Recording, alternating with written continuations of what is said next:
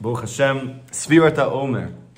And even though we're in a Purim Torah, we're actually going to speak about Sfirat HaOmer, which is amazing Hashgacha Partit. So it's going to be much more powerful now than maybe it would have been even previous. And this section, I just love these sections in this lesson. It's very, very beautiful and illuminating. So we're just going to go right into it. HaTorah, Hi Gam Ken Bechinat Yadayin V'Raglayim. That the Torah is also the concept of the hands and the feet. Right? What were we learning just previous to this? We were learning that all decrees that come into the world are coming from Avodah Zarah. And what we explained is that Avodah Zarah is really a function of ego. Right? How do we nullify the ego? Through kashrut to the tzaddik emet. Through our attachment to the tzaddik, that's causing his ruach, which is coming from the highest place of kedusha and tahara. That's what he got to that level, and now he's pumping that avir, he's pumping that ruach into your heart. And as he pumps it into your heart more and more, you become more and more humble. And automatically, your hands start to raise up and your feet start to raise up. You start to become lighter. You start to become more simple. You start to become more joyful, right? And then also we said it works the other way, where when you act, even though you may not have that place yet, it also does it, right? So it's reciprocal. Now, not only is there hands and feet as it comes to ruach, there's also hands and feet as it comes to the Torah. So Rabbi Nachman is trying to equate the two. He's creating a parallel between ruach and Torah. And just, we have to remember this as well. Many places in Likutey Moharan, one place specifically, Rabbi Nachman is comparing Moshe to Torah.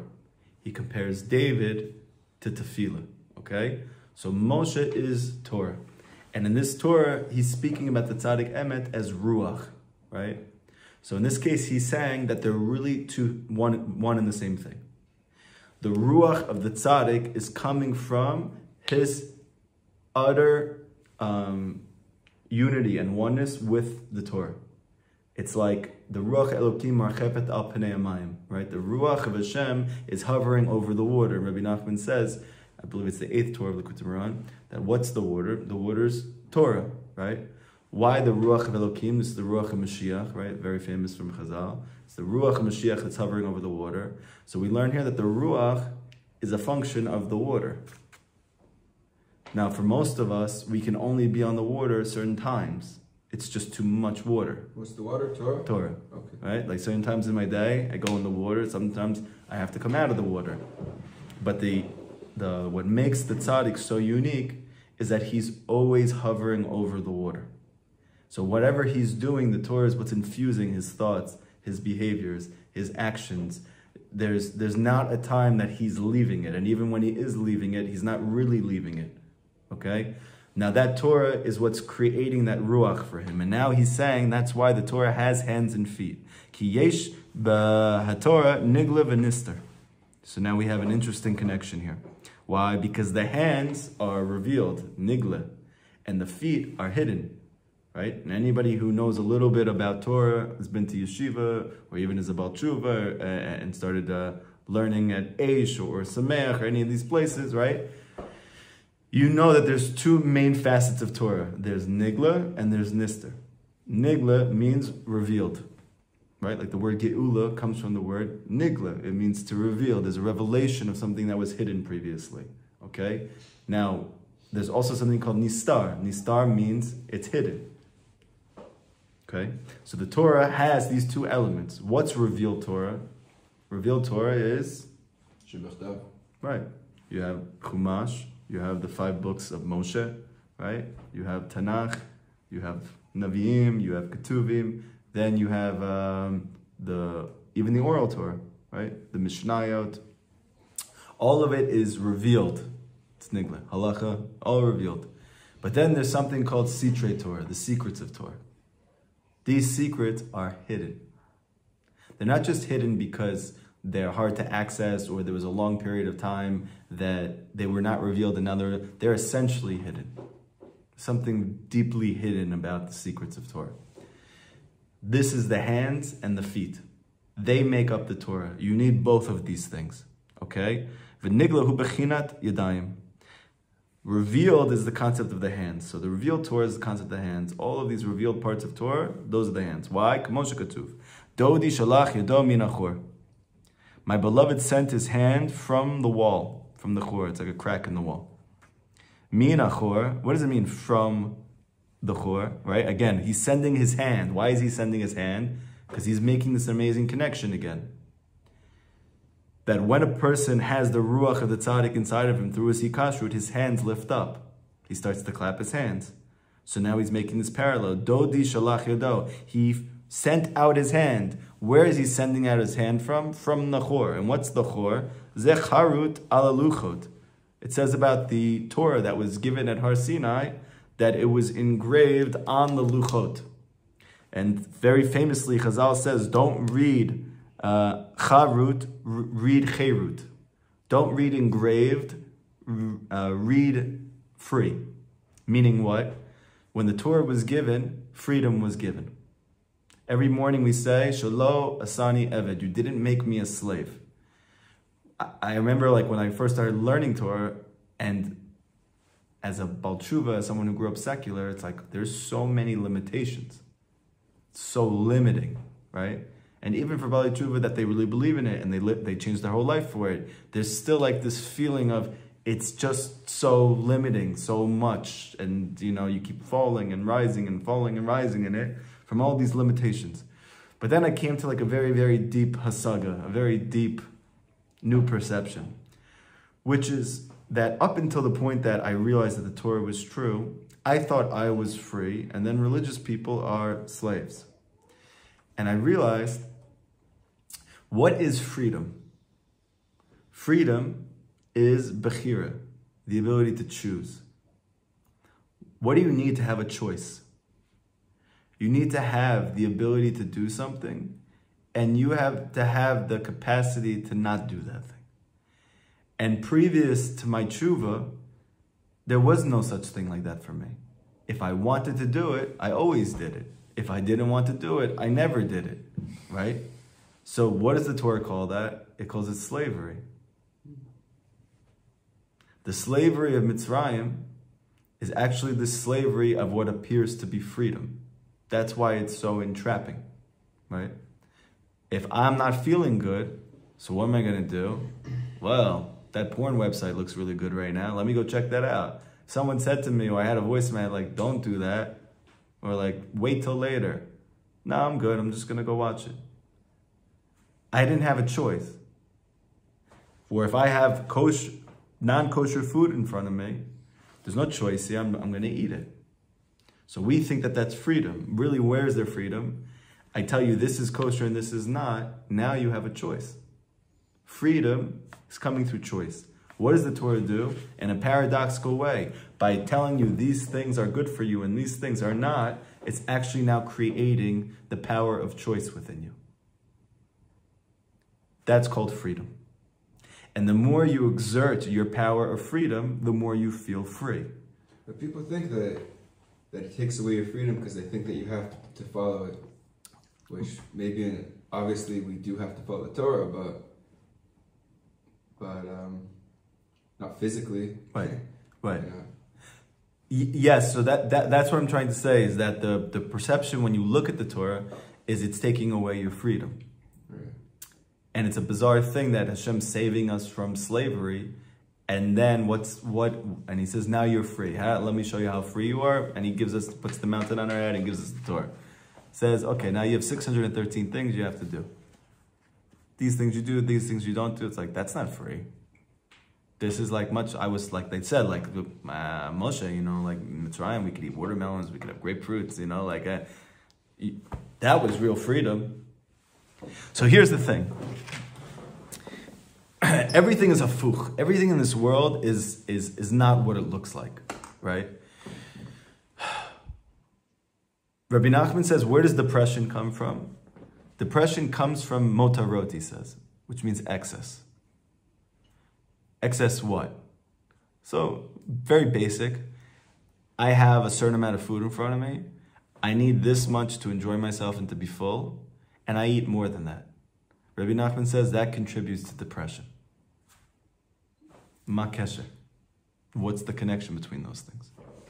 So the answer is that once you go beyond that geder, you have taken your freedom, your ability to choose, and you have mitigated it. You've chosen not to choose. And what ends up happening is now you actually feel enslaved. So in a way, you feel free because now I'm doing that thing that I really want to do. But actually what ends up happening is you're feeling, in a way that's not conscious, enslaved by your inability to say no. And the more you engage in that, actually the worse you feel, even though maybe physically I'm feeling, it's filling me up, but in a way I feel like the air is just coming out of me and I don't know what that is, right? Malchut doesn't just mean influence. Malchut also means control. So in a very, very weird way, when I exert self-control, that's called freedom, and that brings me to joy, right? And it's a muscle that you flex. So you're like, you have this thing, and I'm like, let's say for instance, you just have food. And instead of taking out all of the food that you have in the fridge and just putting it all on the table like maybe you usually do, or instead of like taking out all of the meat and heating up the whole thing and putting it over here, I take exactly how much meat I need and I put it on my plate. I take as much rice as I think I need and I just do that and I sit at the table. You're closer to simcha by doing that. No one's ever felt good to walk away from a buffet, you know? But they... That was... Yes, but it's a trick. It's this trick of, if I give myself this thing in bounty, now my joy will be in bounty. But what ends up happening, Rabbi Nachman says, is through excess, I lose my joy. Why? Because joy is a product of being free. Right? Rabbi Nachman said this in the last Torah, though. Joy is a product of being a ben chirut, being a free person. Whereas atzvut comes from slavery.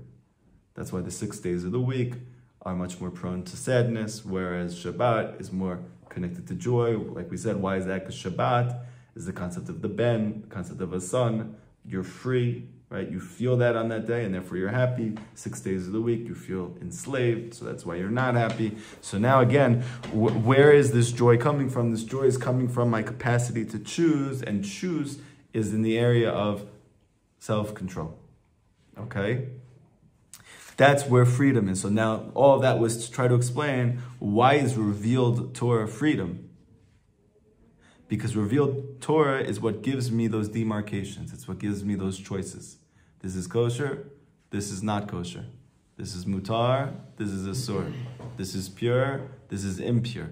What does that have to do with freedom? The answer is, that's how you're free. It gives you choices. Before this, I don't have choices in these areas. I just do. But now with all of this, I keep having more and more choices. And every time you exert your power of choice, you feel and experience more and more that I'm free. Does that make sense? Yeah. Shehu benigla. V'nister hem bechinat raglayin. And also the hands, right? You see them. Unless it's cold outside, nobody's covering their hands. Nobody thinks it's inappropriate that your hands are out. But when it comes to feet, you're covering them. This case is the concept of the secrets of Torah. It's a pasuk. It's a pasuk, and it's based on a Gemara is based on this pasuk, which means rounded thighs. And the Gemara Masechet Sukkah, Tosfot over there, says, what's the connection between rounded thighs and why are they connecting this to the Torah? It says, because ma yerech beseter, just like your thighs are hidden, so too the Torah is hidden. Okay. Now what type of Torah is hidden? These are the secrets of Torah. This is Kabbalah. This is Hasidus. These are the mysteries of Torah. Uchlali with the Torah, nikrat lev. And the encompassment of this Torah, which we now know is really these two main components. You have the revealed Torah, and you have the hidden Torah. This whole thing is called lev. It's called heart. Why? Because the Torah begins with a bet, and it ends with a lamed, right? The bet from the first word Bereshit, and it ends with the word Yisrael, which ends with a lamed. So bet and lamed, what does that spell if you flip it around? It spells lev, heart. meaning the entire Torah is the heart.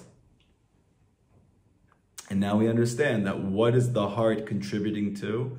The ruach of the heart is what allows your hands and feet to be functioning at a high level. So even the nigla and the nistar kind of have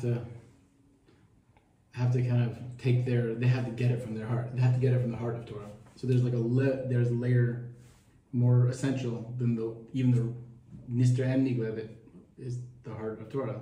Yes. Wow. And what's the heart of Torah? Something deeper than both of them. Well, we just learned what it is. Ruach. Ruach. Oh. The ruach's in the heart. Ruach's in the heart. The ruach's in the heart, which means what? Like when people say, if you, this like Rav Natan's father-in-law, when his daughter was like, listen, I'm thinking about divorcing Natan, and it's not the same person I thought I was marrying or whatever, and his father-in-law said to him, and he was a big mignagid. He's also a big Talmid Chacham, he's also a big tzaddik. And he said to his daughter, is he learning more or is learning less since he met Rabbi Nachman? He said, oh no, he never stops now. So he's like, you have to do whatever you can to stay with him the rest of your life. There's no bigger schut in the world. As long as he's doing this. Okay? Now, there's a very big misnomer that when a person starts learning Breslov Chassidus or starts learning Likutey, he's going to stop learning everything else. Or if he starts doing Ibodadut, he's no longer going to be involved in any of the other normative Jewish aspects. When the real truth is that when you connect to Rabbi Nachman, his ruach infuses you so much that you want to learn revealed Torah, whereas before maybe you didn't. You want to learn hidden Torah. Maybe before you tried to on your own, but it didn't really mean anything to you.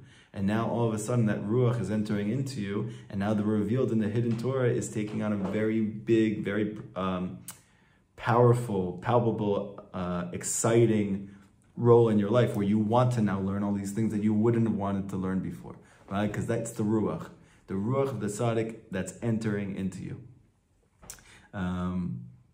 Right, and that's the leiv. So that's the whole point. Why we call it the Torah of Moshe? Why are we constantly calling it the Torah of Moshe? This is the Torah of Moshe, the Rambam's 13 principles. It's contingent on the fact that this Torah is coming from Moshe. It's like this whole big thing, Moshe and the Torah, Moshe and the Torah, right? Why?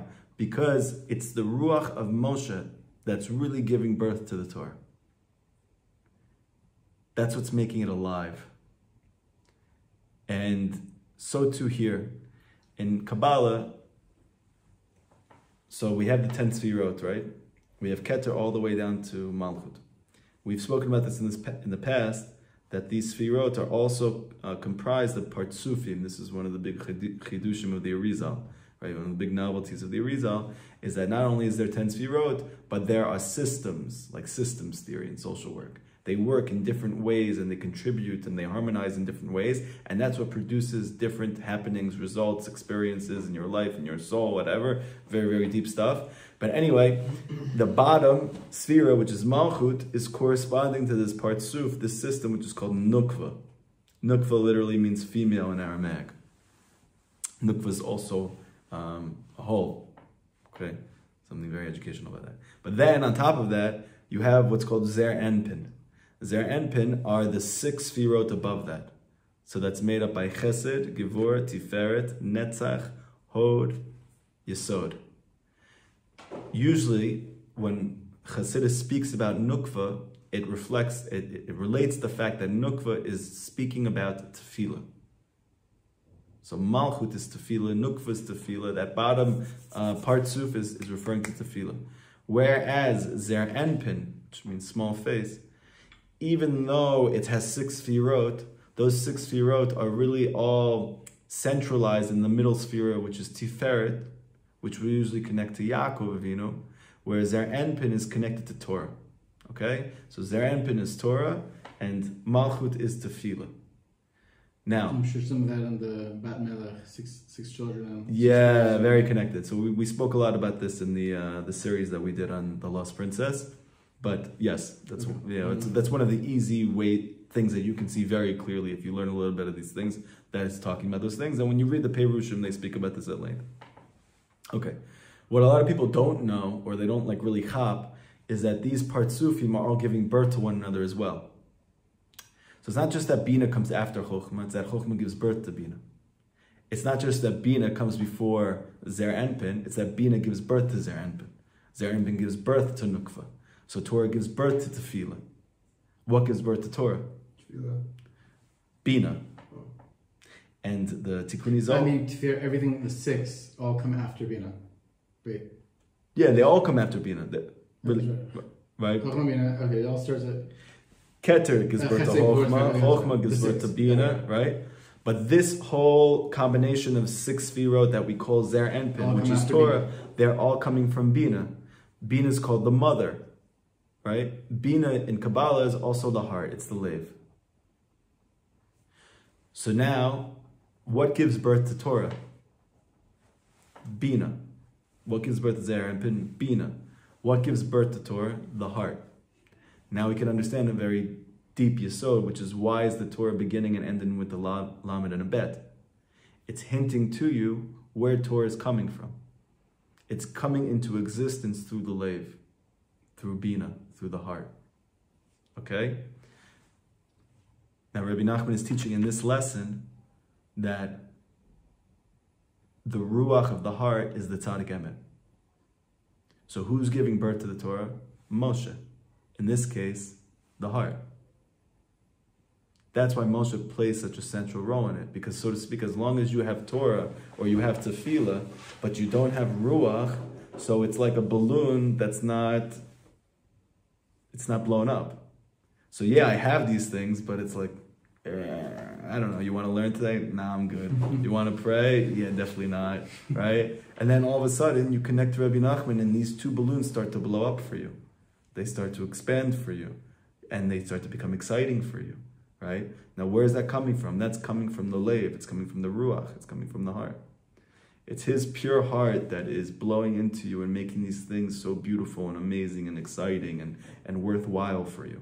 And that's why the tzaddik is so important, because it's the Lev that gives birth to the heart. That's why it's the Torah of Moshe. The Torah of Moshe, because Moshe gives birth to the Torah. Okay? So, and you're going to see why I'm going through all of this, because it's very connected to this next part that we're about to speak about. The encompassment of Torah is called the heart. Right? It starts with a bet, it ends with a lamed, that there is the mishkan of the ruach. There is the dwelling place of the ruach. The nashib b'shit pirkin, the dorayin, b'shit pirkin, the raglayin. Hainu, meaning, benigla v'nister. That is what? That this ruach of the tzaddik is now blowing into the 6 sections of the arms and the 6th section of the legs, which we now know means it's blowing into the revealed Torah and it's blowing it into the hidden Torah. There's a very famous saying from Chazal that any chidushim, any Torah that's ever come up with, was already, it's coming from Moshe. So what do you mean it's coming from Moshe? Either it's my chiddush or it's Moshe's chiddush. So it's a very deep thing. If you have a chiddush in Torah, where are you getting that chiddush from? You're getting it from the Ruach. It's that heart that's beating into you that's creating that new thought that you're having. So all the chidushim of Torah that are coming into existence, all of that Zer Enpin type of energy is coming from Bina, it's coming from Moshe. So that's why it's the Mishkan of the Ruach. So this is a good analogy, this whole balloon thing. The Torah is like one big balloon, and this balloon has 2 facets of it. You have the pink side of the balloon, and you got the blue side of the balloon. The blue is revealed, and the pink is hidden. Right? The blue is male, and the pink is female. Right? So that's the revealed and the hidden Torah. Zebechinat Mordechai ve'Esther. Oh, now it's about to get juicy. You ready? This is the concept of Mordechai and Esther and Haman. Why? This is the Bechinat of Purim. This is Purim. Bechinat Goral Shehipil Haman. The concept of the casting of the lot of Haman. Bechinat Omer Sarim. This is the concept of Sfirat Omer. Oh, very interesting. Okay, so let's just take a second really quick. Mordechai and Esther and Haman. Purim. Casting a lot, the Omer Sarim. So when was the Omer, where is this coming from? So it says in Sefer Vayikra, we're commanded on the 2nd day of Pesach to bring the barley crop. Okay? When Haman saw Mordechai, it was on the day that Achashverosh told Haman, I want you to go, right? Achashverosh said to Haman, what would you do to honor a person who did such and such and such? And Haman gave this idea, you should take him to the town on a horse, and it should be like, rock the whole thing out. And he thought he was speaking about him, he was really speaking about Mordechai, because he realized that he saved his life. And then Achashverosh told Haman, I want you to go on a horse, pick up Mordechai, and do this whole thing you just said. And when he got to Mordechai, he saw him there because Mordechai was the leader of the generation. He was the Rosh B'nai Yisrael, he's the Tzaddik Gador, right? The Rizal says that he was the Yesod of Chokhmah. This is a very important idea in Kabbalah, this Yesod of Chokhmah, that you're going to see that whoever is this Tzaddik Emet, whether it's Mordechai, or whether it's Moshe, whether it's Yosef, whether it's Noach, it's always that he is like the living manifestation of what's called the Yesod of the sphere of Chokhmah. Part of the reason is, it's a very, very interesting thing. He speaks about this in the Rizal speaks about this in the Eitz Chaim. But you have the Yesod of Ima, which Ima is a female principle, right? So her Yesod, her private part, has a lot of space, but it doesn't have a lot of length. Whereas a male's private part doesn't have a lot of space, but it has a lot of length, right? Now, why am I talking about all these things? Because we were created Tselem Elokim. One of the fascinating things about Kabbalah, it's based on this pasuk, this principle of Eov, I see God from my flesh. Yeah. That we were created in the image of Hashem, meaning that we were created in the image of the 10 Sfirot. And every part of us has unbelievably deep meaning and significance, and this is what the Mekubalim over history have been trying to decipher and bring out, and nobody did this up until this point, nobody more so than the Arizal. And he explains that what makes the tzaddik emet, what makes this transformational tzaddik who comes down to this world in the form of Mordechai, in the form of Yosef, in the form of Moshe, in the form of Noach, what makes him have such influence that he can go down so far? Because he's the Yesod of Chokhmah. He is like literally the male body part extending and going down into the darkness in a way that nothing else can. And he actually, in an unusual way, he's going over the dimensions of these different Yesod. So the Yesod of Ima is very small and very tight and very constricted, whereas the Yesod of Abba is very, very long. So out of all the Yesods from all the different Partsufim, they're all different lengths. But the Yesod of Abba is by far the longest. Now, why is it the longest? Because it's going down the deepest. That's the inyan of the tzaddik, whose soul is coming and reaching up to the highest of places and coming down and bringing down that hashpah into the deepest, lowest places.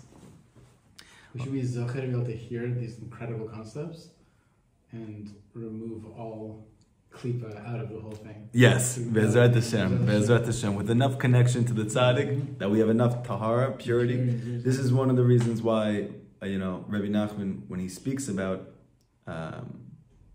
learning, he says, learn everything, right? But when it comes to Kitvei Ari, he says not until you're pure in the area of sexuality.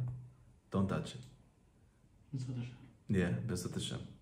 Don't touch it. That's why it was only at a certain point that Rabbi Nachman came to Rav Natan and said, I want you to start learning the Kitvei Ari. He felt he was ready for it. Right. So part of it is he feels like he's ready for it, meaning on the simple side, maybe because he wants him to expand his understanding of deeper mysteries. But I think what you could also learn out of is that Rabbi Nachman understood with his Ruach Kodesh that Rav Natan actually reached a level of sexual purity that he felt like he was ready for it. He's ready to do this. Right. Okay. Now, so he says like this: Ki Haman b'chinat avodat elim. Haman is the incarnation of Avodah Zarah, meaning ego. And you can see the whole thing with Haman. He grew up, he was like a vagrant wanderer who becomes a barber and is poor and mamish the lowest of the low, and the what do they call this? He's just like the what do you call it? The lowest part of society. The dregs. Yeah, he's just like the dregs of reality. Everything about him is just like reeking of like the pits of existence. Okay, and then he lucks into wealth. So that same person who was that just now has a lot of money. What happens to that person? He doesn't change at all. It's just that person with a lot of money. What do you think he's doing? All that dregs is just coming out. So he obviously wants to exert his authority now. Everyone's now listening to him because, Chazal say that whoever has a lot of money has a lot of friends, right? Everyone's now listening to him and oh, this person must be very successful. It's just like, even today, we go on YouTube channels and you'll be like, oh, I want to listen to Torah from that guy. Why do you want to listen to Torah from that guy? Because he's real, because he's this, because he's that. Okay, also happens to have a lot of money and he's like doing his classes from his yacht or he's doing his classes from his like mansion and like, oh, yeah, no, that too. No, that's affecting you a lot more than you think it is. This person's matzliach. Okay, I also want to be matzliach. So, Haman, he is the archetype of ego, though. He's the archetype of this, I'm limiting my reality in and of myself. So he's also part of us. Now, Haman happens to come from Agag. Agag was the king who Shaul Melech was commanded by Hashem to kill all of Amalek. And he actually had them in that place. And then he decided, because his constituents, his cronies spoke to him and told him, they're like, listen, Shaul, we could definitely do this thing, but we could do something even better. We could take the horses, right? They have some like extra stuff here that we could really benefit from. And also, the king of Agag, this king Agag of Amalek, we don't have to, we could just imprison him. And Shaul liked that idea. That's what he did. And because of this, he actually lost his malchut, he lost his kingship. And it's interesting because when you hear of Shaul, you usually hear of Shaul as like, when you think of Shaul, you think of like this terrible person. You think of him as like, this is the person who wants to kill King David, who he's like the archetype for a person in Torah who suffered from severe depression, right? And he was the one who lost the kingship, right? He was the first king of Israel and he lost it. But if you actually read Tanakh and you read the story of Shaul from the beginning and you read what the Gemara has to say about him, it's not at all what you think. It's like, this guy is like perfect. He's the biggest tzaddik. He's the most humble. He's like, when I read Tanakh about Shaul from the beginning, like not just those stories that you hear, and then you're like, how does this ever get to where it gets to? It's like fascinating. It's like an unbelievable thing. Okay. He had calculations for everything, no? Like holy calculations. Oh yes, So this is whenever the Torah brings you something that doesn't work and then brings you it working, it's to show you the distinction and why it's happening that way. Like why they're like Chazal and the sages and the Chachamim are always asking why Noach, and then we learn Lech Lecha about Abraham, and they all come to the same conclusion. They're both tzaddikim, but we need to show you the difference between a non-Jewish tzaddik and a Jewish tzaddik. And now you can understand the whole entire story of both of them. It's so that you get a really clear glimpse of what is the difference. And now you can start to think here, what are all these differences, right? So to here, why is Shaul made king first? Only to like in a very short time have it stripped away. To show you that Jewish influence, it works when it's like this and it doesn't work when it's like this. And it's not what you think where it's like, it doesn't work when you're a bad person. It's not that explicit. It's something very subtle. Rabbeinu talks about it in Torah Dalet, right? In Tinyana, he says exactly. Yeah, he speaks about it. He speaks about it in multiple places. He speaks about it in Torah 56, right? The story about Shavuot, it speaks about Malchut being used properly, right? But essentially, Malchut, proper Malchut is, Hashem told me to do this, and I'm put into circumstances where I don't understand how Hashem wants me to do what He said, because it doesn't make sense, and I do it anyway. If you look through the tribe of Yehuda, where kingship comes from them, you'll see that they're the only ones who are successfully able to do this, right? All the Jewish people are at the ocean, and there's nowhere to go and nothing to do, and Nachshon ben Amnidav just walks in the ocean. So that didn't make any sense. But Hashem told him, go, you're going to go to Israel. So he didn't make any cheshbonot, he's not making any calculate, because if you were to think for 1 second, you would not go in the ocean. Yeah, because that doesn't make any sense. But there's a level of sense that's called Malchut sense. Malchut sense is, the king told me to do this, so that makes sense. That's my sense. And this is where David comes from. David comes from this paradigm for life. That Hashem says, I don't want you having more than 18 wives. So what does King David do? He has exactly 18 wives. And he doesn't have more. Why? If you start thinking about yourself, well, why does it make sense even to have 18 wives? He's not thinking about that either. But more than that, he knows that Hashem told him not to, so he's not thinking about it. But you see his son Shlomo is very smart. So what does Shlomo start doing? He starts thinking to himself, Hashem told me to have 18, but really if I could have more than that, since I'm the most powerful person in the world, and everybody wants to be connected to me, I could mamish bring the Geula. I'm just going to marry every non-Jewish girl and convert her, and then the whole world's going to be Jewish, and this whole thing's going to be over. So that was an amazing idea. It was like an unbelievable hochma. Who would ever think to do something so crazy like that? So smart. But the greatest chokhmah when it comes to Malchut is to not have any. And in this way, King David was actually smarter than his son. He had a greater level of chokhmah than his son. It's this chokhmah of Amunah, which actually comes from a higher place than wisdom. Okay? So too here, Shaul, he was told to kill Amalek. And we know that Amalek is the living archetype of Safek. And we're seeing now that Safek, doubt, and ego, they actually go together, like we've spoken about in these prior classes, right? So now, Shaul comes from who? He comes from Benjamin.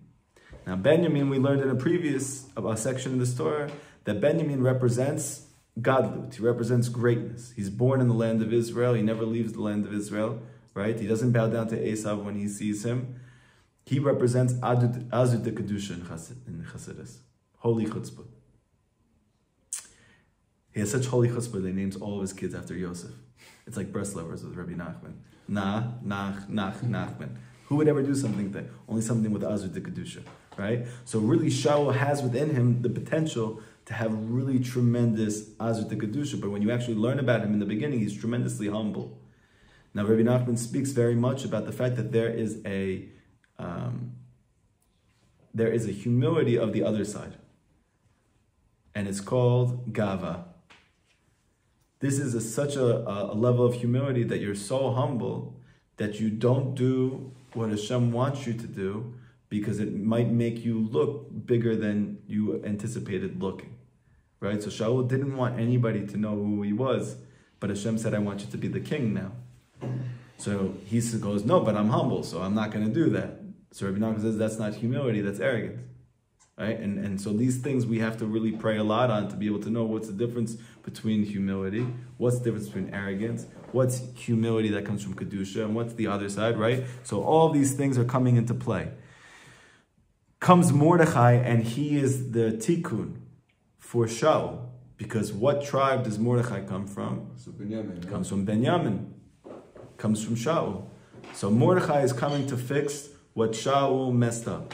Shaul was supposed to use his Azut de Kedusha and to overcome Amalek, because that's the way you get through Amalek. The way you destroy Amalek is through holy chutzpah, because he has chutzpah on the other side.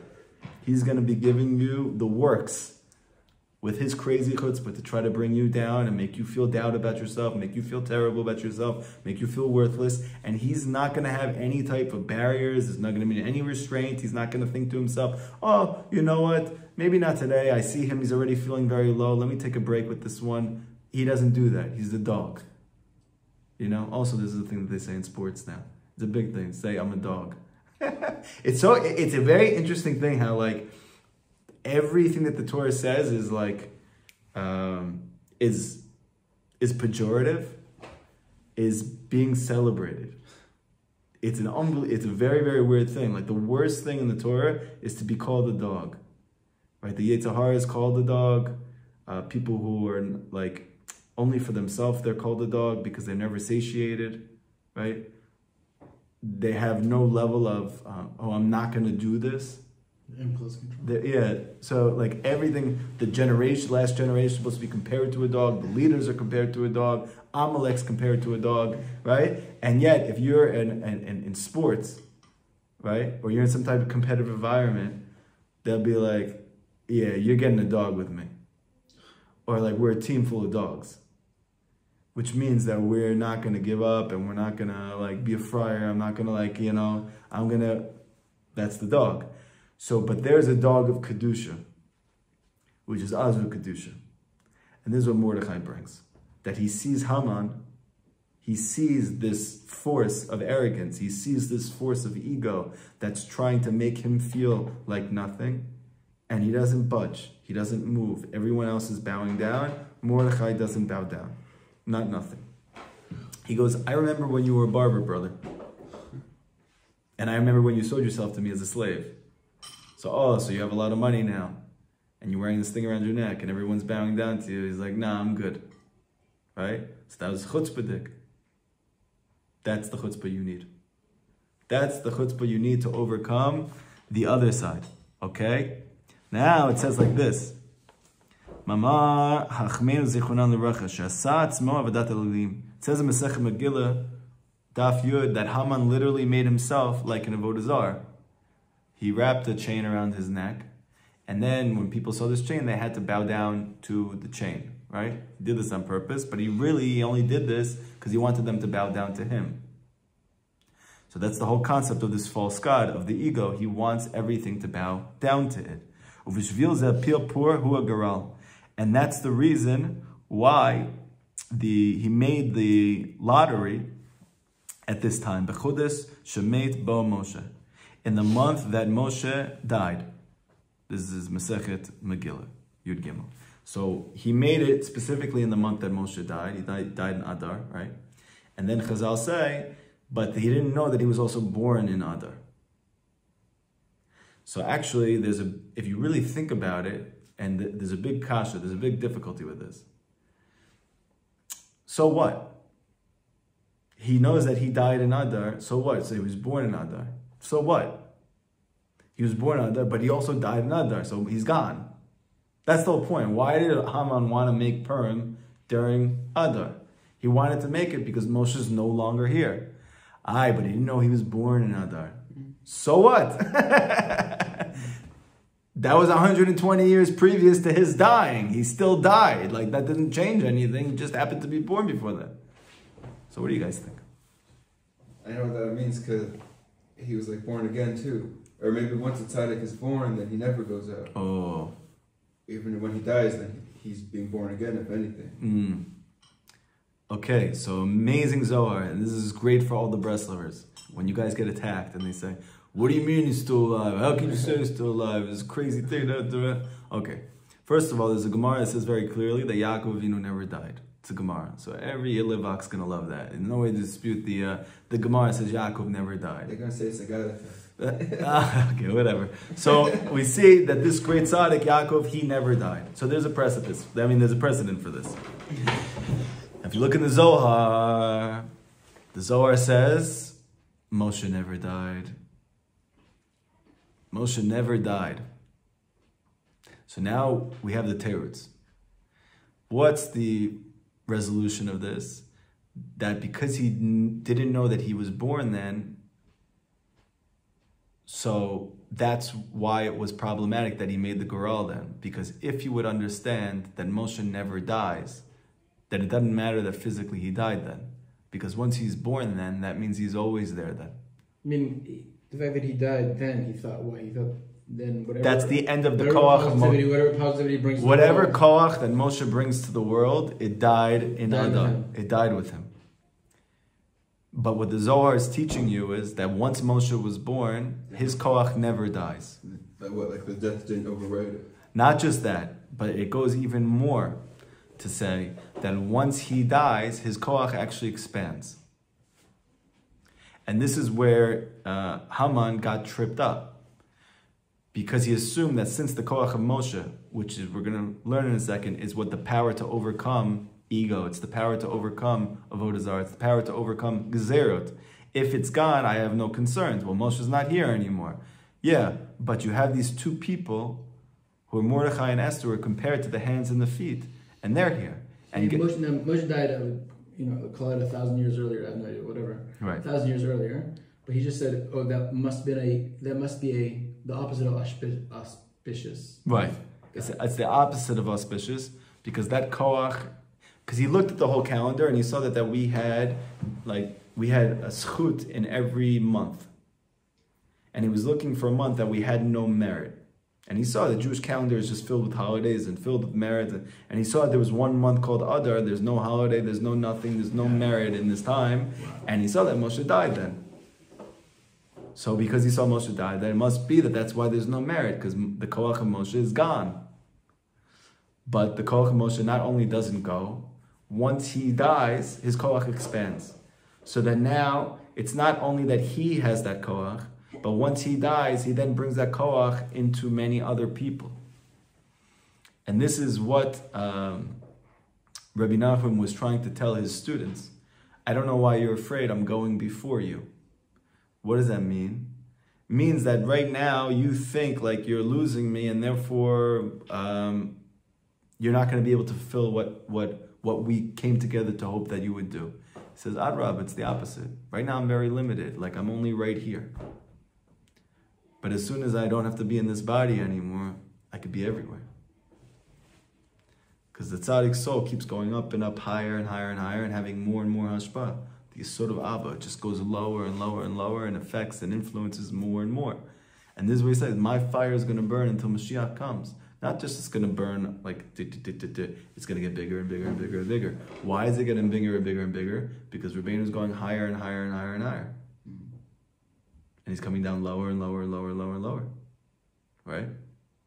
So we have a Zohar. The Zohar said, Moshe never died. It happens to be, it's very interesting that these are the two times it says two people don't die. Yaakov never dies. Moshe never dies. So in Kabbalah they explain that Yaakov is like the incarnation of the Sfira Tiferet. He's rooted in Tiferet. And in Kabbalah they explain, the Arizal says that the soul of Yaakov is Moshe. So whereas Yaakov, he looks like Yaakov, he sounds like Yaakov, right? His whole body is Yaakov. But actually his soul, his consciousness is that of Moshe. So Kabbalistically, what is that? That means that what's right above Tiferet? Bina. Above it. Dot. And the Arizal says that Moshe is the dot of Zer Enpin. He's the das. He's rooted in das. So what does that mean? That means that whatever is above it in the Sfirot is the soul of it. So what's the soul of Chesed? Chochmah. What's the soul of Gevurah? Bina. What's the soul of Tiferet? Das. So what's the soul of Yaakov, who's Tiferet? Moshe. And these two entities, they never die. They never die.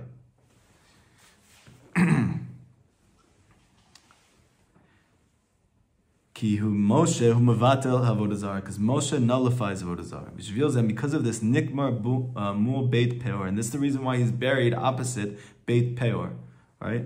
There was an avodah zarah, there was an idolatry that the Jewish people succumbed to called beit peor, and the Gemara says that from time to time the influence of that avodah zarah comes up every so often and reminds, so to speak, Hashem by the way, the Jewish people worshipped idolatry when they bowed down to me, and they did my thing over here. I'm not going to get explicit about what they did because it's pretty gross, but Beit Peor. So Moshe Bedavka is buried next to Beit Peor. Why is he buried next to Beit Peor?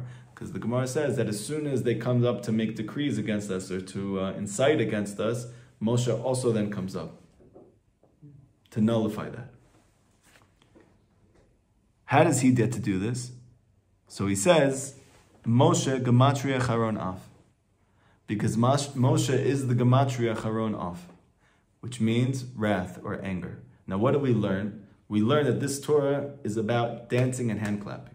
By dancing and hand clapping, we nullify decrees. And we learn that decrees only exist as a result of divine anger. And what's divine anger coming from? Avodah Zarah. And what do we say is the antithesis of... Meaning when there's Avodah Zarah in the world, then there's Charon. There's Charon Af. Anger in the world. Right. So Charon Af is Gematria 345. So we've been learning, how do we overcome the force which creates judgments in the world, which we're learning is ego, Avodah Zarah. It's through attachment to Moshe, to the tzaddik. Now, we're seeing a very clear example of why Moshe has this koach, why it's alluded to with him, because Moshe 345, same gematria as Charon Af. He nullifies all anger, meaning he nullifies all decrees in the world. Through attachment to the tzaddik, you nullify decrees against yourself, you nullify decrees in the world, which is why Rabbi Nachman says that Biat Mashiach, Telui Bit Karvut Tzaddik, that the coming of Mashiach is dependent on closeness to the tzaddik. Why?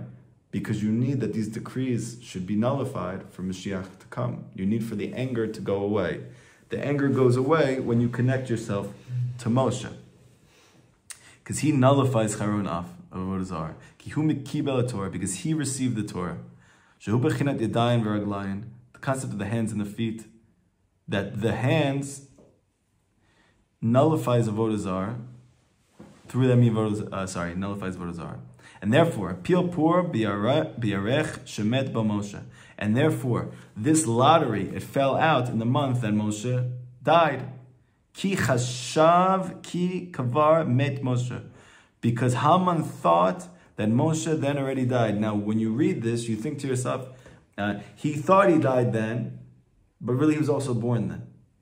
But if you actually just read what he's saying simply, is that Haman thought that Moshe died. Which is mashma, he's implying that he didn't. The whole reason why he created this pur during this time is because he made the mistake of thinking that Moshe already died. And that's where Yeshua comes from. Our redemption comes from the fact that the Sitra Achra thinks that the koach of Moshe has died. When he dies, his koach dies. And he thought wrong. He thought wrong. There was I remember, it was Purim, it's coming up Purim time when I was in Queens years ago. And someone told me that there was like some type of Hasidus where this person became like the Rebbe of this Hasidus, and he's very special. He comes to Queens sometimes and teaches. He gives brachot, and he's very, an amazing person, and whatever. He said, David, why don't you like branch out a little bit and do something with like someone else? It'd be nice to hear you do something with somebody else. Maybe we'll set up a class like with both of you. So I'm like, I don't know. It's like I don't really want to give the guy mixed messages. I don't want them to like the avoda to become dispersed for them and to become something like. That's like always my biggest fear. Not because I'm not worried about it. You hearing other things is like, it is what it is. You guys know what's up. It's just that like when you start to hear a lot of different stuff, you start to lose that ironclad focus that you have on the tachlis, and it becomes less tachlis-y. Okay. But I said, I did a hipodadut on it, and I'm like, what? Let's do it. It's a chassid, it'll be interesting for the guys. Let's mix it up a little bit. Maybe he'll bring in some new things, whatever.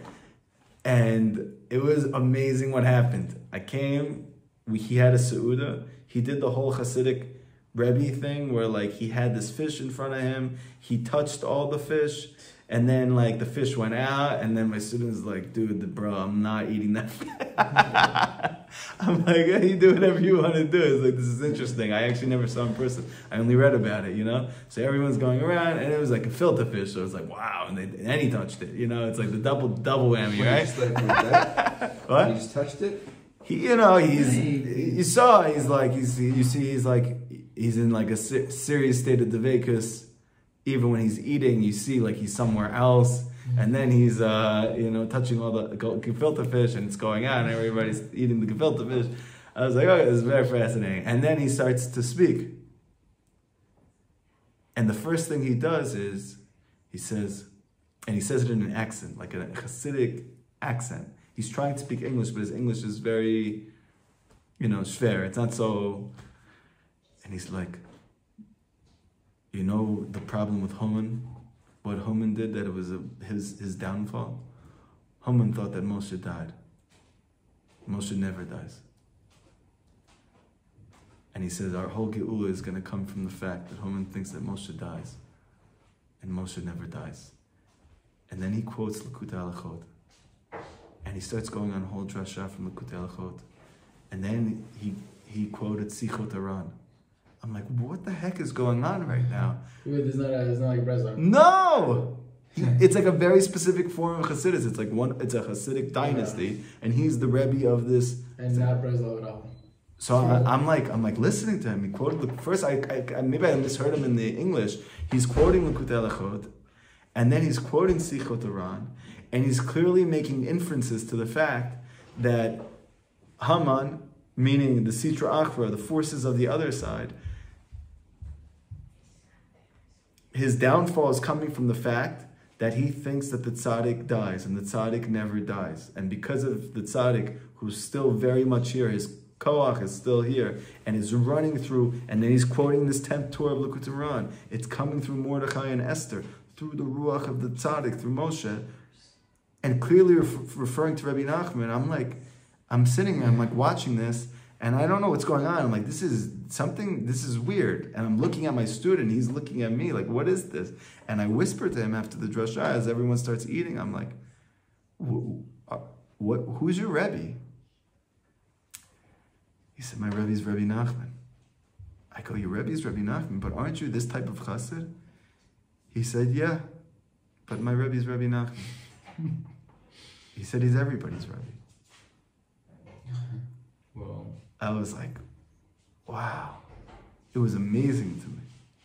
And then I found out that he gives a shiur every single week on Sipurei Masiyot. And even though he's from this Hasidic dynasty, and he represents that Hasidic dynasty, he's constantly speaking Kulo, Rabbi Nachman of Breslov, and his Torah. And he's like, this whole thing was like, it was this Torah. And he just was telling it to this group of people, like, just so you know, like, I this is what it is. Like, this is what's up. It was amazing. By the way, an amazing story of Chizuk that you gave, which was actually one of the inspirations for me starting to do the Sipurei Masiyot series. He had a lot of students that were single, and none of them could get married. Who, this rabbi? Yeah. Okay. People who were close to him. So, he's probably doing a lot of, he's podadus, I guess. to comb the fish out of the beer. Yeah. And he said, and he came to this unbelievable idea. He said, well, Rabbi Nachman said, there are 3 things that I say that people say is not the case, but I say is the case. One of those things is that stories don't make women pregnant, but I say that stories make women pregnant. Stories of... you mix 2 things up? No, Rabbi Nachman said that... Stories wake people up. That's one, but there's 3 things he said. Okay. The third thing he says is that people say that stories of ancient days don't make women pregnant, but I say it makes women pregnant. He said about speech, no? Also, that's the second. He speaks about stories making women pregnant. Okay? So, and he's clearly alluding to Sipurei Masiyot, these stories of ancient days, right? Mm-hmm. So he had an idea. He said to himself, if women get pregnant from Sipurei Masiyot, So if I teach my students Sipurei Masiyot and they're not married, they're gonna have to get married so their wives can get pregnant from this.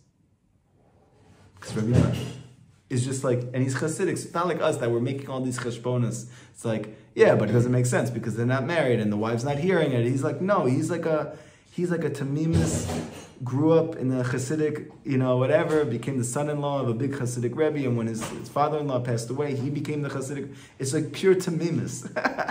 And he made this unbelievable connection. And his gabbai who was there came up to me after the class and he said, you know I am his gabbai and I don't leave his side? He said, because I was single for many, many years before I met him. And then he made this idea to do a Sipurei Masiyot class.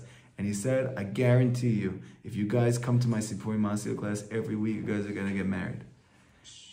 And he said within the first year, every single guy in that shiur got married. Wow, oh my God. That's crazy. Every single one of us got married, and when that happened, he said, I haven't left his side since. Wow. But what did he really get it? He got it from the Rebbe, right? He got it from Rabbeinu. So he's really not leaving Rabbeinu's side. It's like an amazing thing. But anyway, that was part of the reason when I started the Sipurei Masiyot series, I'm like, I don't even know if I know this. Like, it was always the scariest thing for me to teach. I don't know why Likutey was like, maybe it was because of my ignorance that it never really hit me, the massive endeavor that I'm engaging when I started teaching it. But for me, the only thing I was like, I'm not teaching Sipurei Masiyot. It's just way too big, too much, like, it's way too abstract. It could be like you don't know what it's referring to. It's not just that. It wasn't the fact that I'm not sure what it is. It was just like my reverence. I just feel this is here. And I can't. It's like above me. And I'm too scared to touch it. Whatever, there was I ended up meeting Rav Kivak and having like some deep hispodadus and like certain things came up that made me feel like, okay, I'm gonna go start teaching it. But anyway, part of my thing was like, I have students that I really want to get married, and so, But didn't you stop doing it?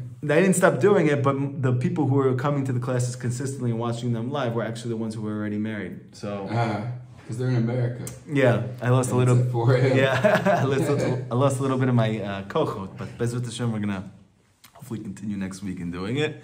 Is there also like an Indian or at least like a practice to learn Sipurei Masiyot on Shabbat? Yes. Where's that from? It comes from the fact that Rabbi Nachman has a Torah in the Likutey where he says, on Shabbat Davka, you should learn the deepest Torah you could possibly find. Oh, really? Yeah. So this is part of my Limud Torah totally switches on Shabbat. During the 6 days of the week, I learn kind of whatever Rabbi Nachman says to the best of my ability, which is like a wide ranging of revealed and hidden Torah, right? And on Shabbat, I choose the deepest sefers that I have in my library, and those are the sefers that I learn every Shabbos. So because of that, and Rabbi Nachman says there is no Torah that was ever revealed that's deeper than Sipurei Masiyot, so Breslovers have a minhag of over 200 years now of specifically learning Sipurei Masiyot on Shabbos, every Shabbos. Yeah. So there you go. Also for Noam, I don't know if you want more kids yet, or here's your chance. He's just one day. He just started learning as you might say again. All of a sudden, Shabbos comes up, and every time I said, "What do you want for dinner?" You're like, "The funny thing about the Chacham and the Tam is,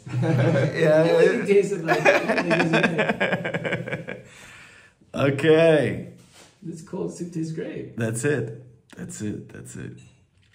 By the way, it just reminded me of a story.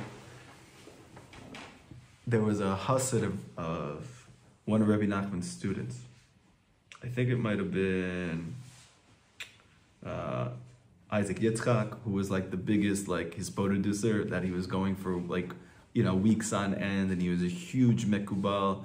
Ended up being that after Rabbi Nachman passed away, all of his main students started to have students.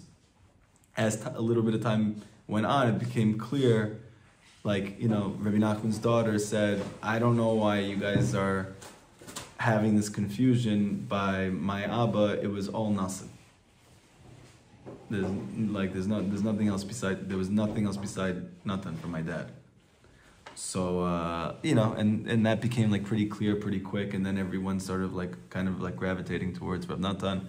That ended up causing a lot of actually machloket in the beginning. It was like a big baya, and then there was like a big falling out for a while between Rav Natan and his best friend Rav Naftali. And then Rav Natan would like write to him a letter. He's like, listen, I don't know like why we're doing this. You know, I love you like a brother, and also you know full well that Rabbi Nachman said that nobody understood him except for me. So why are we doing this? I did not know that whole part. Anyway, so one of the students of, I think it was one of Rabbi Nachman's students. So one of the students of Rabbi Nachman's students he couldn't have kids. And Rabbi Nachman's student gave him a bracha. He was going to have kids that year. And then this student ended up going to one of the biggest Hasidic masters of the generation, not for anything specific, just, I guess, I don't know, maybe to go there to learn from him, something, whatever. And he said, the Rebbe took him and he blessed him. I guess he saw through his Ruach HaKodesh that he didn't have kids and he couldn't have kids. So he said to him, I bless you that you should have kids this year. He said, "No, I'm good." He goes, "What do you mean?" He never heard that before. He goes, "What do you mean? What do you mean you're good?" He said, "No, my rabbi already gave me that blessing." He's like, "I don't need one from you." And he goes, "That's real emunat chachamim." And he said, "Like this is like the realest emunat chachamim, that you got a blessing from your rebbe." And then you believe it so much that a great tzaddik who wants to give you that blessing knows you need it and wants to help you with it, and you say, "No, I'm good. I already got it." Someone's on the lower madriga. He's going around, running around, trying to get more brachas, as if it's like some sort of thing you have to collect. Right. And it really comes from how much do I believe that first one who gave it to me, that's going to happen, right?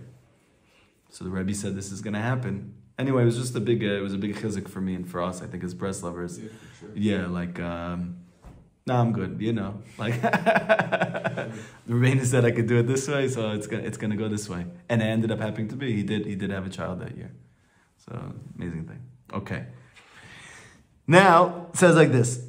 Bechinat Yadayim Raglayin, right. So through them is nullified all of Avodah Zarah, and this is that he made the the lottery in this month, Moshe, because he thought Moshe died, it nullified the koach of the avodah zarah. Ein od mish yuchal levatel koach avodah elilim, and therefore now we don't have the ability to nullify this avodah zarah. Aval Mordechai ve'Esther, it is to them power to nullify avodah zarah of Haman. Now, why is that? Because of this, in their days received the Torah anew.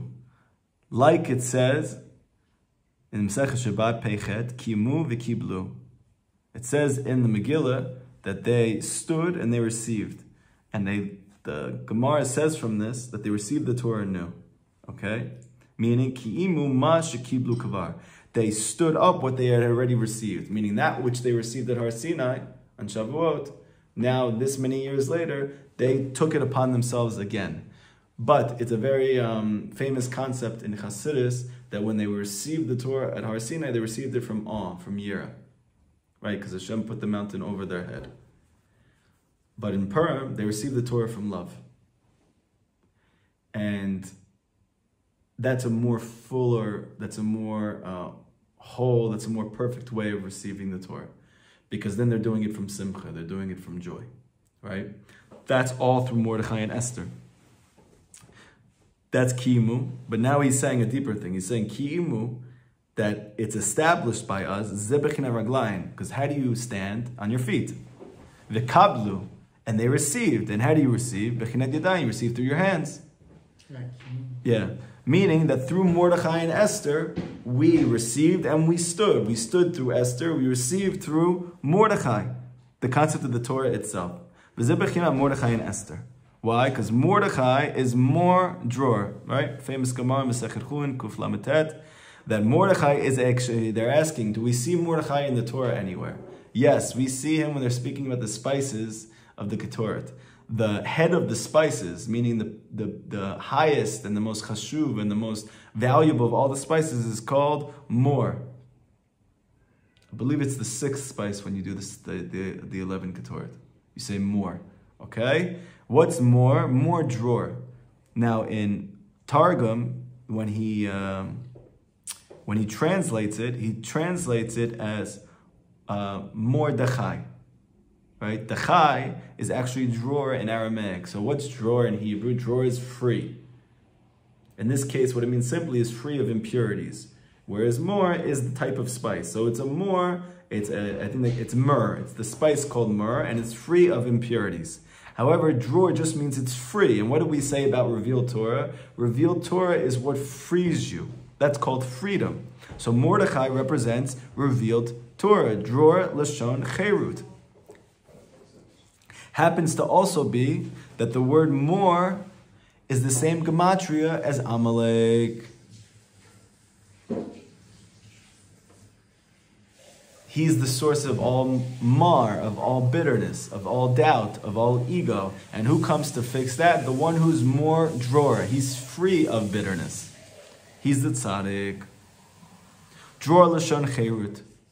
And this drawer is the lashon of freedom. Zebechinat yadayim. This is the concept of the hands.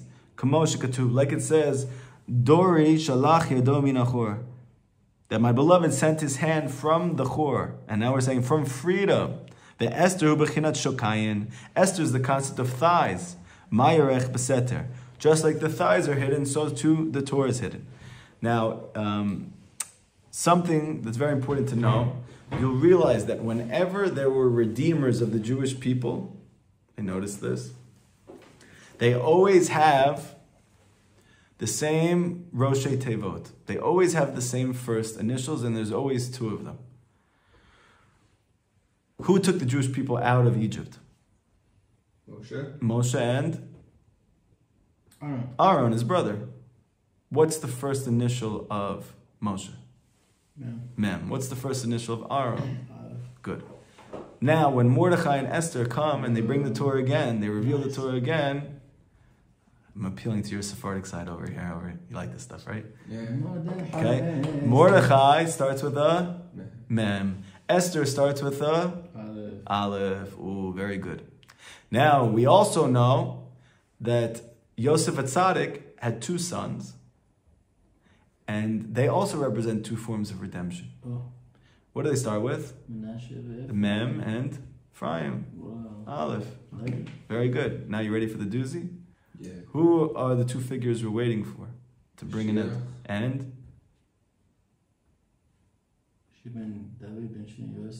We're looking for Mashiach, but it just basic historically, not in terms of deep. We're waiting really for 2 people, according to Starts with the Aleph.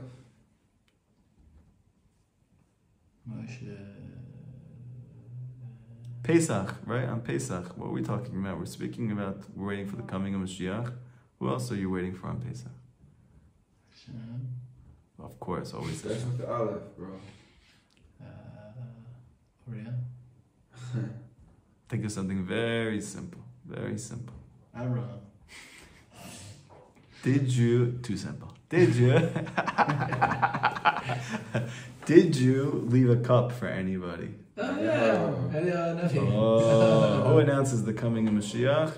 Eliyahu. What does his name start with? Aleph. Moshe. Aaron. Why is that? Because in Kabbalah, Moshe is the side of Mashiach ben David, which is the right side in Kabbalah. It's the side of Netzach. Okay? But you have the other Redeemer who comes from the left side, the female side, which is where Esther comes from, which is where Aaron comes from, which is where Eliyahu Navi comes from. Okay? That's the Aleph. Obviously Ephraim, I guess. Right. That's why you see there's like a... whatever, we'll get to it later. But anyway, this is all to bring up this point, that the Redeemers are also always Mem and Aleph. They're always this idea of what, and what does that mean? They're always the revealed in the hidden Torah. The revealed in the hidden Torah. It's the tzaddik that you expect and the tzaddik that you don't expect. And those 2 always need to come together to bring the geula, to bring the redemption. They have the concept of the hands and the feet, and they nullify all kafirut. They nullify all atheism. Okay, they nullify all disbelief, and this is lashon of Purim. Why? Because Purim is the nullification of all avodah zarah, of all anger, of all ego. Why? Because the pasuk speaks about pura derachti levadi. Hashem is speaking through Yeshaya, and he's saying that like a wine press, I'm going to crush it myself. I'm going to press on the wine press myself. Ume amim ein ish iti. And from the nations, there's not going to be a man with me. So what's this idea of a wine press? This wine press is the same lashon as pur, of a lottery, a Purim. Okay? Meaning what? What is Purim? He's crushing all of avodah zarah. He's destroying it. He's getting rid of it. He's doing it himself. Through what? Through the Ruach. It's the Ruach of Hashem that's entering into Mordechai and Esther. It's through the illumination of Mordechai and Esther, meaning through the illumination of the hands and the feet, through hand clapping and dancing. Because when I'm hand clapping, what am I doing? I'm Mordechaiing. I can't be clapping my hands if I don't have the aura of Mordechai in me. Because that's the revelation of the hands. And I can't be dancing my feet if I don't have the illumination of Esther in my feet. It has to be. Now, what's causing the illumination of Mordechai and Esther? What's causing Mashiach ben David and Eliyahu Navi? What's allowing redemption to take place? Moshe, the Ruach. It's the Ruach of the Tzaddik that brings these two Redeemers. And I have mentioned this in the past, that the Ramchal in his Ma'amar Geula, he says very clearly over there, that there's going to come a tzaddik in the world who in the beginning, he's going to be known by very few people, and then over time, he's going to become very famous, and he's going to become known all across the world.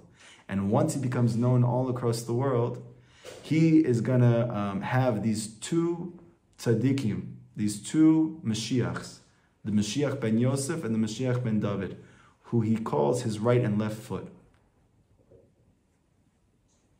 And at the command of the tzaddik, these right and left feet are going to be bringing the redemption. So in that case, where is that in this Torah? It's very clear. It's Moshe, it's the Ruach of Moshe, the Ruach of this tzaddik, that he is causing these right and left feet to crush all of avodah zarah in the world, to crush all atheism in the world.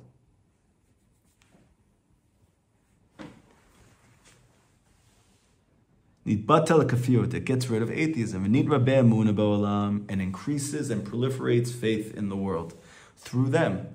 So really, we have like a little bit of a mirage. We have these two messianic figures, like Mordechai and Esther, and they're doing it. But there's something they're possessed. They're possessed. What are they possessed with? The Ruach of the Tzaddik. But in like a good way, not a weird way. Yeah, in the best way possible. They're mamish possessed. Moshe's Ruach is so deep in them, it's so become their whole entire being, that's what makes them redemptive. Okay? That's why Mordechai told Esther, listen, if you don't do it, someone's going to do it. Meaning, whoever's going to allow themselves to become possessed. Whoever is going to allow themselves to become filled with this Ruach entirely, that person is going to come and bring the redemption and bring Emunah into the world. Now, it's an amazing thing. When you think about Rabbi Nachman, when you think about Breslov, what do you think about? Emunah. Emunah. When anybody thinks about Breslov, they think about Emunah. Hibodedut, Tefillah, Emunah. It's Emunah, it's Emunah. Oh, you have a problem with your health? Emunah. Oh, you have problems with your relationship with your spouse? Emunah. And what about this? Emunah, right? Nobody else does that in every single circumstance. We have the same exact answer for you, right? When you have a challenge over here, okay, you got to go to the best doctor. Oh, you have a difficulty with your family. Okay, so then you need to learn about these different ways to relate to your wife, and maybe it's probably good to see a therapist as well, right? And you go to a Breslover, and what does he tell you? The same thing every time. Hibodedut, Emunah, Hibodedut, Emunah. Why? Because all gezerot, all decrees, all suffering, all problems come from, Rabbi Nachman says, atheism.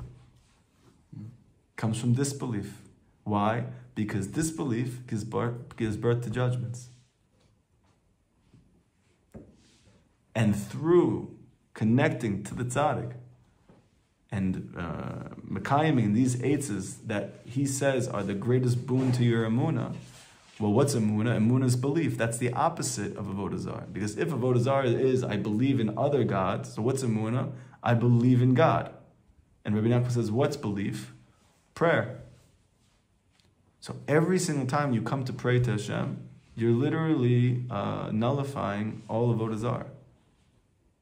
And the more that Hibodedut is spreading throughout the world, and the more that Emunah is spreading throughout the world, and the more that that the Breslovers are going across the world and encouraging other people to strengthen in their faith and invest in their faith and cultivate their faith, right? What's happening?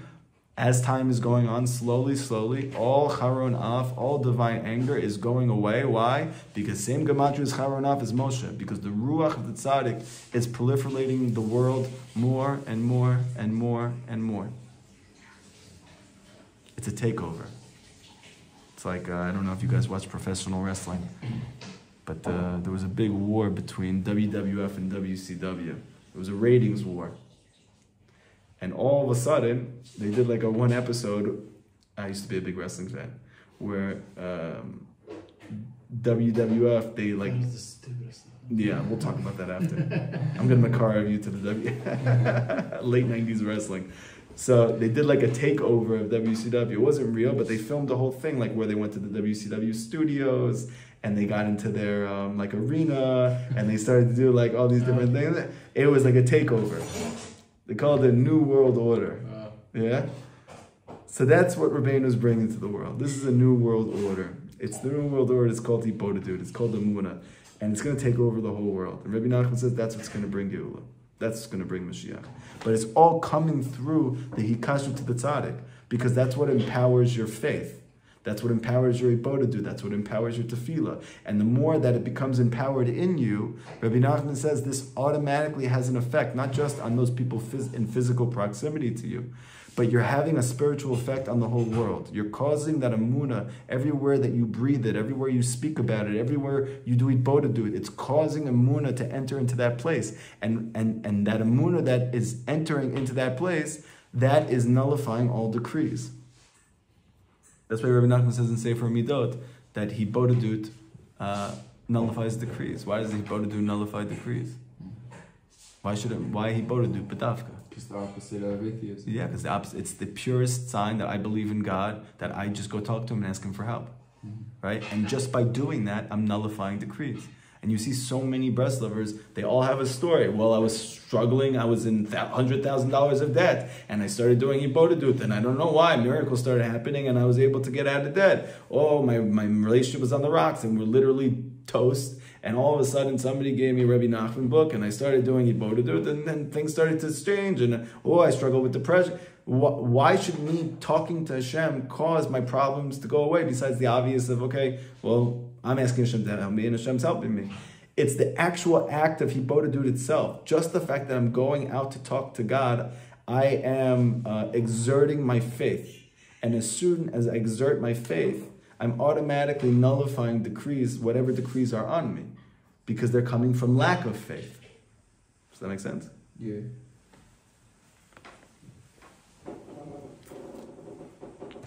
And that's why it says, V'yehi omen et Hadassah, that Mordechai raised Hadassah.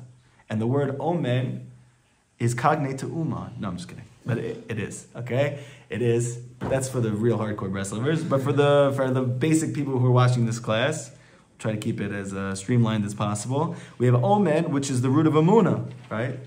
He didn't just raise her, he raised her faith. The whole ikar of Mordechai, the tzaddik, is he raises your faith. Right? We know that Hadassah was green, Chazal say. She was green when she was Hadassah. And then she changed colors and she became more mature and she started to develop a more normative complexion. Because why is that? It's just like your faith. Or it's just like anything that's born, like a vegetable, right? When a vegetable first grows, let's say you have a strawberry, you have a cherry. What color is a cherry when it's in its immature stage? It's green. And as it ripens, it becomes red. So why is Esther green in the beginning? Because she's Hadassah. Her Emunah is not raised yet. When Mordechai raises her, now she's in her pure form, right? She's been raised, now she's Esther. Now the secrets of Torah start to come out. It's like the Baal Tshuva with the Tzaddik. We come to Rabbi Nachman, we're like Hadassah, we're green. Our Emunah is very small. And then all of a sudden, Mordechai the Tzaddik, he raises us. What does he raise? He raises our Emunah. And then we become Esther. This is Rabbi Nachman has this whole amazing Torah where he explains that all the Balei Tshuva, when they come back to Hashem, they're holding on to the secrets of Torah. They're just hidden. And when Mordechai raises Esther, when he raises her to become a real devoted Jew, then not only do they come back, but they start revealing secrets of Torah that are hidden in that place. And he has an whole amazing deep explanation, because he says that Torah is the life force of everything, right? There's no doubt about that. There's no safek about that. However, that life force, the Sitra Achra wants to siphon off for itself, because it's also its life force. So when a person is a chashuv, pure Jew, and he's keeping the mitzvot, and he's not engaged in anything which is tumadik, so Hashem pumps him into his life force with revealed Torah. But what Hashem does is that once a Jew is in the realm of Tuma, he's in the realm of impurity, he's in the secular world, he is not frum, he's not doing the mitzvot, he also still gets his life force from Torah. But Hashem doesn't want to give him the life force of revealed Torah, because then the Sitra Achra will siphon it off from him big time. Why? Because he's living in the Sitra Achra. So what does he do? Instead of pumping him with revealed Torah, he pumps him with hidden Torah.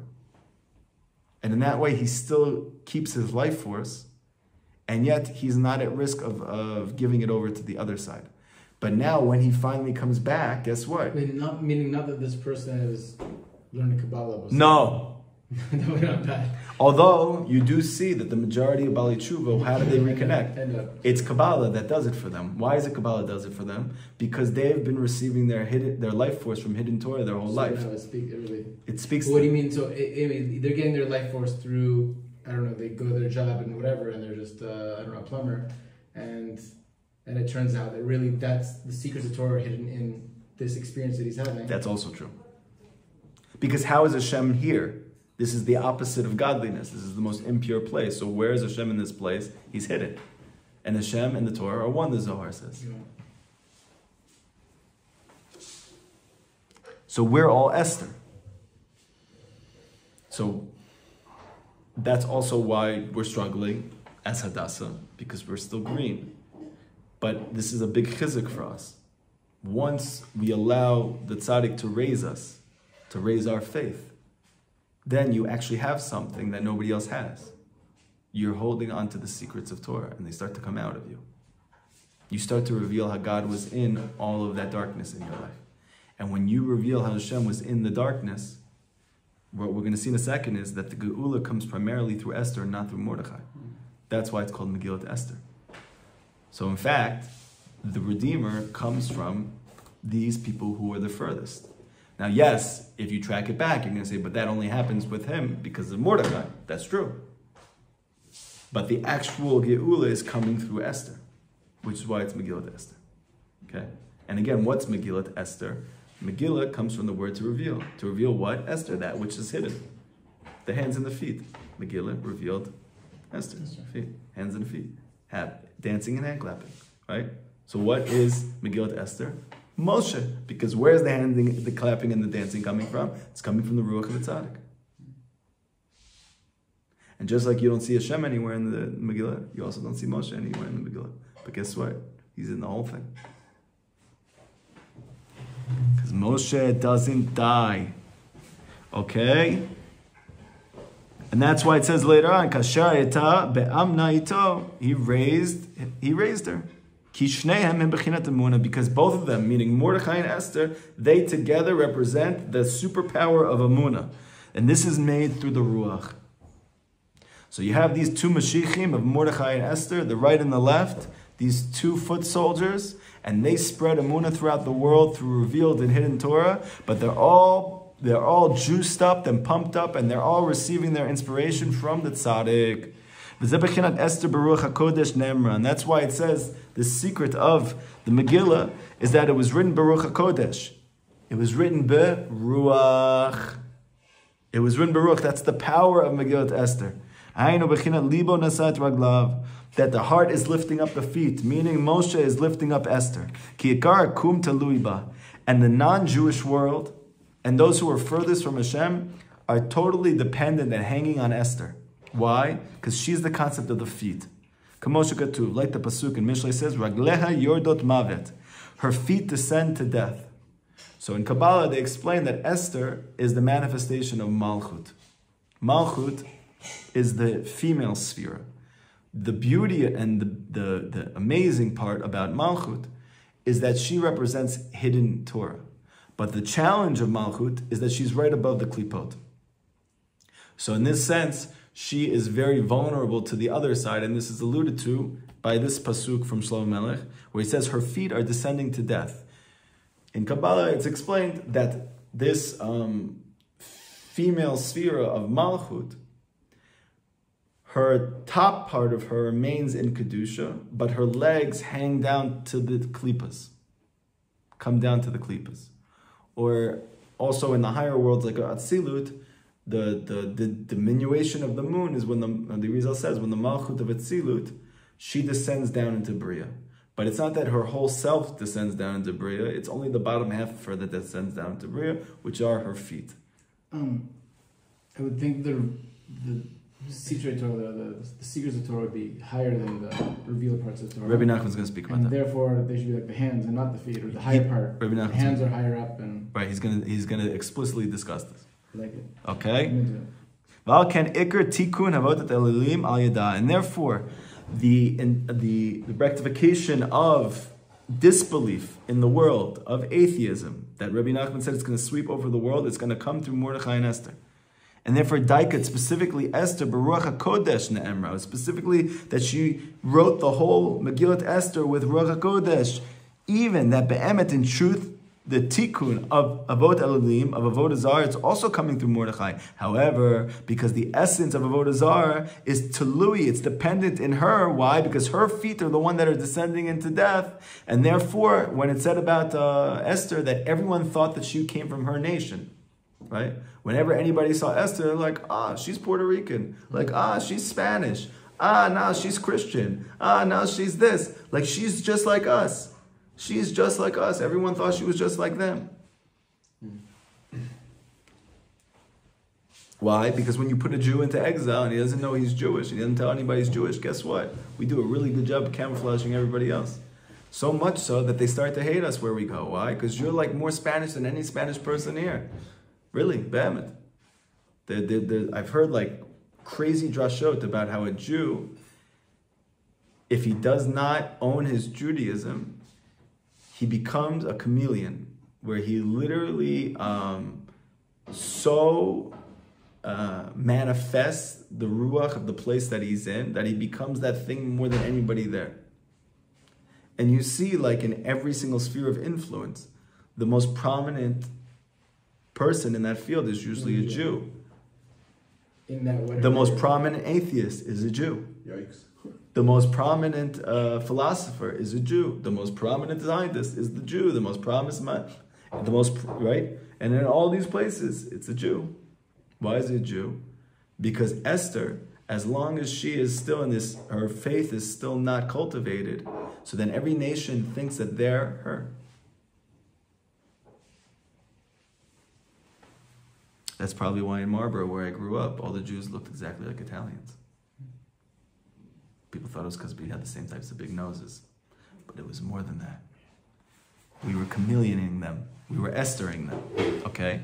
But the beauty is that once Esther finds Mordechai, once she finds the tzaddik, and she starts to have her faith revealed and cultivated, then everyone who is connected to her starts to find God in their life.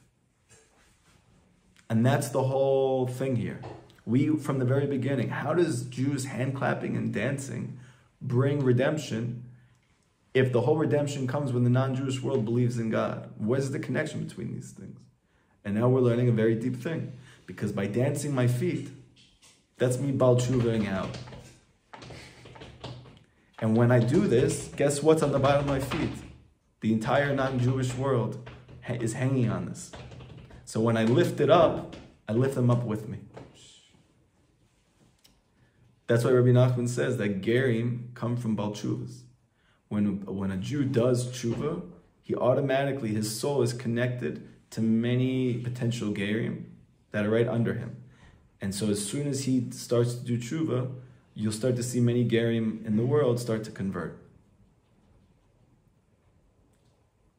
It was also very fascinating, by the way, when I started to get very into Breslov, and I really started to work on my emunah and start doing Ibodadut and all these things. And as time went on, I had more and more converts reaching out to me hey, I'm interested in this whole Rabbi Nachman thing, this, and they've come very far. A lot of them have actually converted. So it'd be an interesting thing, if it's really my tshuva that caused their conversion, which is a crazy thing to think.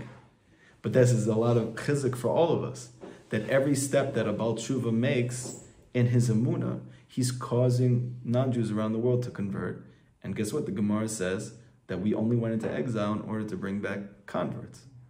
Meaning to say, the whole Geula is dependent on Bali Tshuva. It's all dependent on Esther. Why? Because her feet descend to death. And when she lifts up her feet, death is also lifted up. Because Moshe never dies.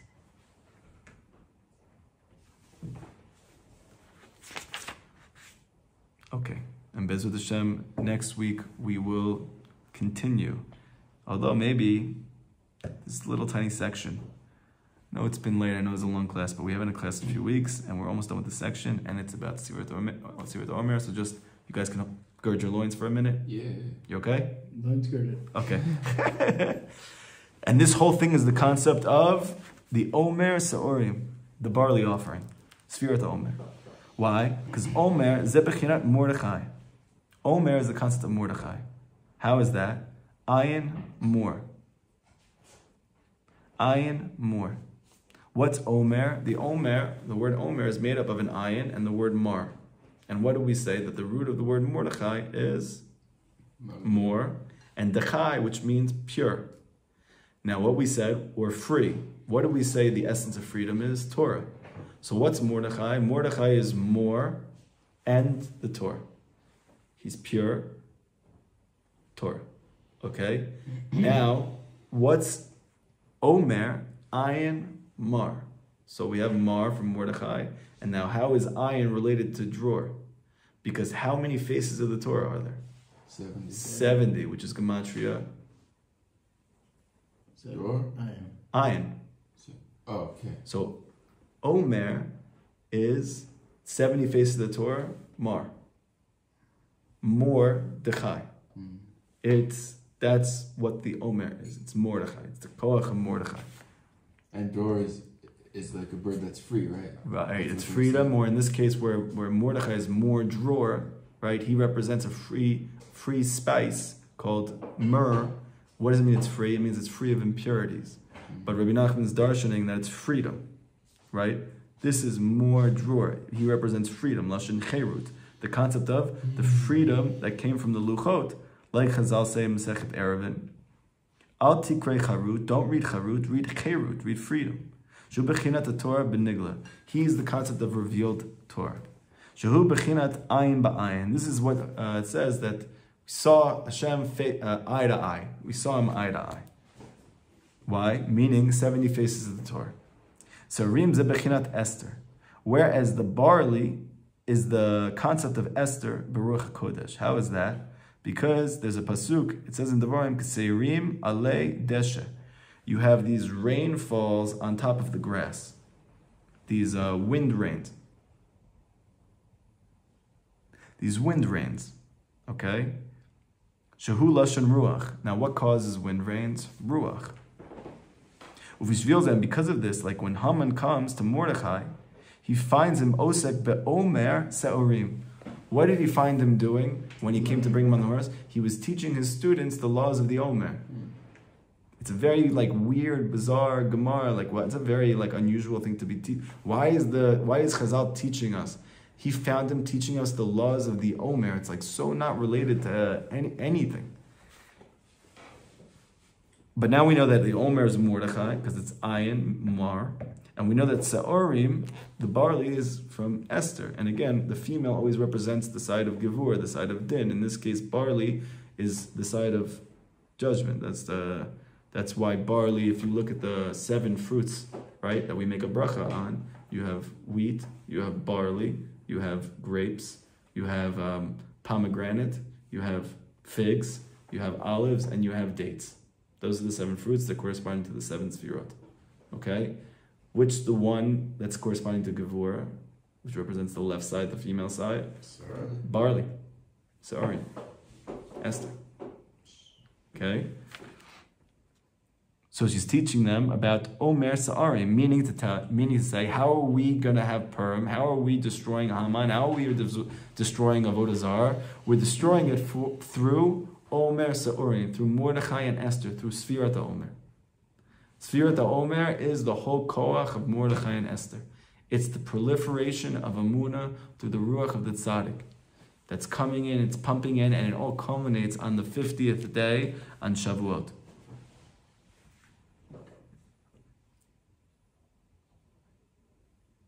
And that's why when Haman saw him, he said, you and your children are going to be saved from this. Meaning Haman knew that his demise was coming because he came to get Mordechai, and he took it as the fact that Mordechai was teaching them then about the Sfirat HaOmer, about the barley offering, that he understood that it was that specific thing that was going to cause him and his kids to be saved. And why he was going to end up being hanged, right? Now, we're going to get there in 1 second. Can I slightly correct that? What? Do you mind if I slightly correct that? Omer Sorim Didchuate, your Omer Sorim is going to come and be victorious over you and your children, meaning Haman and the Esther's. What are the bunch of sons? No, so if you read the way the Chazal are darshaning it, usually, I don't know if this is the case in this case, but when people speak about the fact that they're going to end up being destroyed, they speak about the other one. Yeah. So they'll like use it as like the enemies, like the Gemara will speak about the enemies of Israel. It's really referring to that. And it's really referring to Israel. Like it was not a euphemism, but... Right, something like that. So this is the same thing here. Okay. Therefore, through the Omer Sa'orim, this is the concept of the feet and the hands and the feet, that they are the concept of clapping and hand dancing. Sorry, hand clapping and dancing. This nullifies Avodah Zarah. This is the concept of Haman, the concept of Geut, which is the concept of ego. Because of this, Tziva Haman lasot eitz gevoha 50 amma. This is the reason why Haman commanded that a tree be 50 amot tall and that Mordechai be hung on it. Because he desired to nullify the koach of 50 yom shel Sfirat HaOmer. He wanted to nullify the power of the 50 days of Sfirat HaOmer. Shehu koach shel Mordechai ve'Esther. Okay? So, let's put this whole thing together. Sfirat HaOmer, we're counting 49 days, and the 50th day is Shavuot. So people don't usually think about Shavuot as part of Sfirat HaOmer anymore, but the truth is, you have to count all 50 days. So how do we count the 50th day if we stop counting after 49? We count it by keeping Shavuot. That is the counting of the 50th day. Okay? So as a result of him thinking Moshe is gone, so that means that the koach of Mordechai and Esther is gone. Because that's the ruach of the tzaddik. It's gone. He died. What he doesn't know is that when Moshe dies, that ruach actually gets bigger and stronger and has more of an effect. And ends up consuming and possessing Mordechai and Esther. So it's through the power of Sfirat HaOmer that I ultimately get to Shavuot, which is the destruction of Haman. That's when he's hung, right? He's hung through this power. He was actually hung B'davka on the second day of Pesach, which is when they did this barley offering, right? So this is the power of counting Sfirat HaOmer. This counting of these days is what leads to the destruction of Amalek. It's what leads to the cultivation of Amunah, and it's what nullifies all decrees. And actually, one of the famous commentators of Likutey, he says, it's through both the joy of Purim and the counting of Sfirat HaOmer that all decrees are nullified. Okay? So Bezrat Hashem, through the counting of the Omer that we're doing right now, each of these days should infuse our Emunah more. It should cause that our revealed Torah and hidden Torah should become more prosperous and more beautiful and more buoyant, and then ultimately cultivate on Shavuot, the day of the 50th. The 50th is always corresponding to the sphere of Bina, which is also called Cherut, freedom, which is also called Yovel, the 50th, which is also called Geula. Okay? Bezrat Hashem this Shavuot. Amen.